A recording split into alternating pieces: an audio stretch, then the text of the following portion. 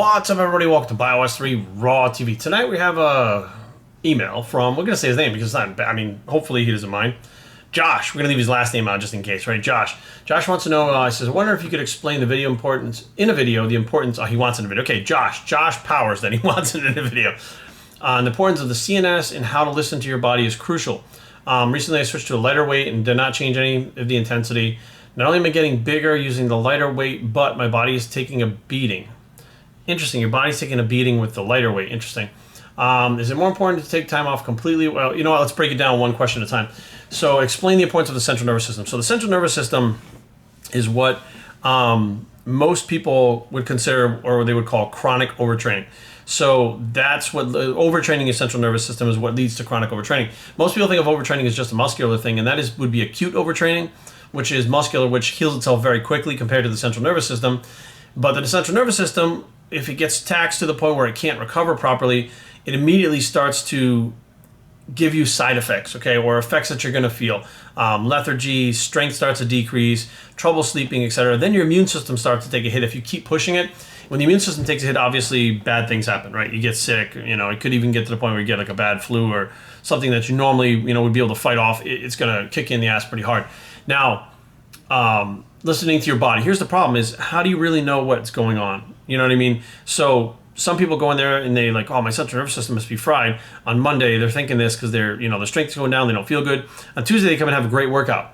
That's not your central nervous system. You just had a bad day. It could be sleep, could be stress at work, could be multiple things, but doesn't necessarily mean your central nervous system. Now, let's say you go a week and a half, and your strength is going down, your sleep sucks, you got a cold coming on, all this stuff is happening within a short period of time, and you haven't taken a certain period of time off. You've been training extremely heavy. You're getting little nagging, I don't want to say injuries, but little things like little pains, and not sprains, but tendonitis. All these different things are happening all at once, and it seems like, wow, everything's hitting me all at once. That more than likely could be your central nervous system. Now, is it definitely? No, but it could be. Now, he says he switched to lighter weight and did not change the intensity. By getting bigger using the lighter weight, but my body's taking a beating. I'm going to assume that means his body's taking a beating because he's sore as fuck. So when you switch things up, you could even go in heavier or lighter, whatever the case may be. The usual response post-workout is some kind of delayed onset muscle soreness. You're going to get some soreness through there somewhere. And using the lighter weights, you're doing higher reps, right? So you're pumping more blood through the muscle than normally gets through there. More lactic acid, more hydroxyproline gets left, a lot more irritant in the muscle, hence the beating that your body's taking. Now, in your head, you're like, I'm taking a beating.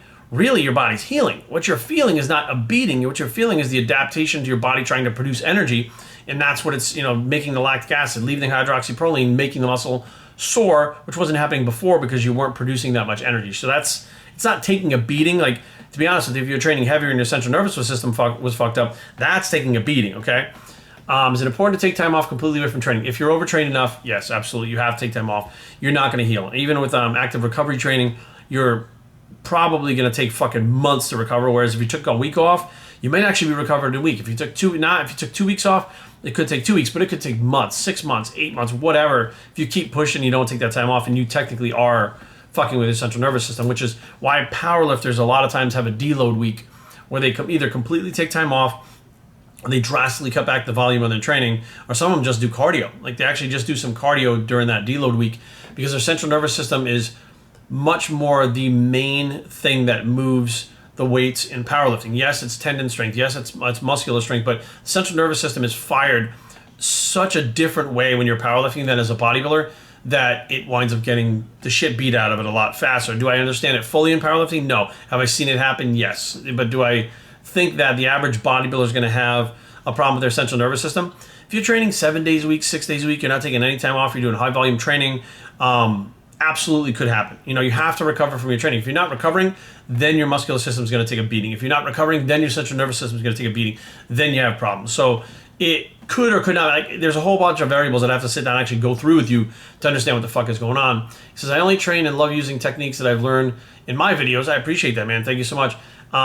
And have seen amazing results. Thank you for your time and influence. Well, Josh, thank you for watching. I appreciate it. My thing is, you have to, as far as listening to your body, you have to listen to your body, and it takes a long time to actually know what the fuck is going on with your body. Truly. You could think like, well, I'm not training hard enough. I need to train harder because my gains are not coming enough. And what you could be doing is not even recovering, which is why you're not growing. So you're pushing harder. Now you're not recovering even worse. your central nervous system takes a beating, your immune system takes a beating, things get worse, and you're like, well, fuck, I'm still not growing. I gotta push even harder. Like sometimes, we can actually go too far. Like the enemy of good is better, right? And if you're doing good, you think you can do better by doing more. That's not necessarily the case. So hopefully this answers some stuff for you. And like I said, to really understand what the fuck is going on, I'd have to sit down, go through all your training with you, go through your diet, see how the actual strength curve went up and down depending on where you were in your training, how long you were there. Whether or not you're on anabolics makes a difference too as to how fast you overtrain. There's a whole bunch of things going into it. But be aware, that anytime you change your training, you're going to feel beat up. If you go from training light to training heavy, you're going to feel beat up. If you go from training heavy to light, you're going to feel beat up. If you go from weights to all cardio, you're going to feel beat up. If you go from training like a bodybuilder to training like an athlete doing sprints, you're going to feel beat up. So that, to me, isn't really telling me a whole lot that you're in a bad place right now. It just means that you've changed your training and the lighter weights are just giving you more soreness, which is okay. BioStrengthTraining@gmail.com. Leave comments down below, but don't fight. www.biostrength.com is the blog. I'm BioStrength, and I approve this message, and we are out.